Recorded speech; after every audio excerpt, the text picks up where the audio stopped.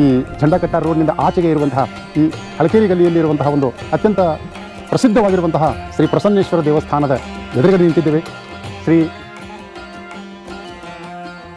ಪ್ರಸನ್ನೇಶ್ವರ ದೇವಸ್ಥಾನ ಅತ್ಯಂತ ಪುರಾತನವಾದಂತಹ ದೇವಸ್ಥಾನಗಳಲ್ಲಿ ಇದು ಕೂಡ ಒಂದು. ವಿಶೇಷವಾಗಿ ಈ ಭಾಗದಲ್ಲಿ 5 ಪ್ರಾಚೀನ ಕಾಲದ ಶಿವ ದೇವಾಲಯಗಳು ಇವೆ. ಒಂದು ತಮಗೆಲ್ಲ ಗೊತ್ತಿದ್ದಂತೆ ಸುಂದರೇಶ್ವರ ದೇವಸ್ಥಾನ, ನಂತರ ಪ್ರಸನ್ನೇಶ್ವರ ದೇವಸ್ಥಾನ, ಇದರ ಬದಿಯಲ್ಲಿ ನೀಲಕಂಠೇಶ್ವರ ದೇವಸ್ಥಾನ, ನಂತರ ಚಂದ್ರಮೌಳೀಶ್ವರ ದೇವಸ್ಥಾನ ಮತ್ತು ಪರಮಾನಂದೇಶ್ವರ ದೇವಸ್ಥಾನ ಅಂತ ಅತ್ಯಂತ ಪ್ರಾಚೀನ ಕಾಲದ ಶಿವ ದೇವಾಲಯಗಳು ಇವುಗಳಿಗೆ ಸುಮಾರು 600-700 ವರ್ಷಗಳ ಒಂದು ಇತಿಹಾಸ ಇದ್ದದ್ದು ನಮಗೆ ಹಿರಿಯರು ಹೇಳ್ತಾ ಇದ್ದಾರೆ. ಇನ್ನು ಈ ದೇವಸ್ಥಾನದಲ್ಲಿ ಏನು ಪ್ರಸನ್ನೇಶ್ವರನ ಒಂದು ಪಿಂಡ ಇದೆ, ಇದೊಂದು ವಿಶೇಷ ಅಂತಂದ್ರೆ ಈ ಪಿಂಡ ಪಚ್ಚೆಕಲ್ಲಿನ ಪಿಂಡ. ಪಚ್ಚೆಕಲ್ಲು ಒಂದು ಹಸಿರು ಮೂಡಿನ ಏನಪ್ಪ ಇದು ಪಿಂಡ ಇದೆ. ನಾವು ಸುಂದರೇಶ್ವರ ದೇವಸ್ಥಾನದಲ್ಲಿ ಚಕ್ರಾಂಕಿತ ನಾವು ಪಿಂಡ ನೋಡ್ತಾ ಇದ್ದೀವಿ, ಇದು ಪಚ್ಚೆಕಲ್ಲಿದ್ದು.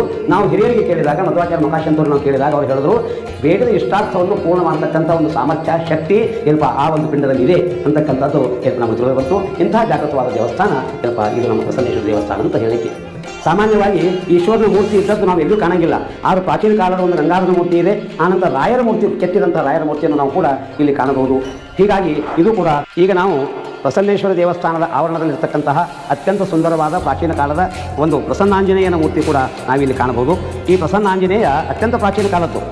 ಆ ಸಂದರ್ಭದಲ್ಲಿ ಯಾವಾಗ ಪ್ರಸನ್ನೇಶ್ವರನ ಒಂದು ಪ್ರತಿಷ್ಠಾಪನೆ ಆಯಿತು, ಅದೇ ಸಂದರ್ಭದಲ್ಲಿಯೇ ಈ ಮೂರ್ತಿ ಪ್ರತಿಷ್ಠಾಪನೆ ಆಗಿದೆ ಅಂತ ನಮ್ಮ ಊರಿನ ಓಣಿಯ ಹಿರಿಯರು ಹೇಳಿದ್ದನ್ನು ಕೂಡ ನಾವು ಎಷ್ಟೋ ಸಲ ಕೇಳಿದ್ದುಂಟು. ಮೊದಲು ಆ ಬದಿ